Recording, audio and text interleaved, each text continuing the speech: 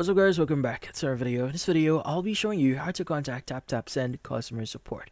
Now, contacting TapTap Send customer support is really easy. You just need to access the appropriate channels. So first things first is we are going to refer to the official website here for TapTap Send, which is taptapsend.com.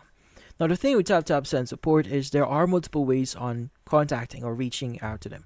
So you want to go to the Contact Us tab here or link in their website, and it should redirect you to the support page. Now, like what I said before, there are multiple ways on contacting them. Now, if you want to contact them via the app itself, you just need to go to the account tab here and just click on support, and you should be able to have a chat or reach out to support. So this is the first option. Now, they also have the option of via phone. So you can call them via the following numbers here. So the channel is available, or the support is available in the following languages here. So you could go and use that language or specify that you want to have support on that language from Mondays to Friday, 9 a.m. to 6 p.m. ET.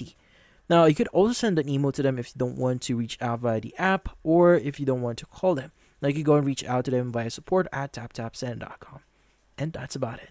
So if you found this video helpful, don't forget to leave a like or maybe subscribe to our channel. Thank you for watching.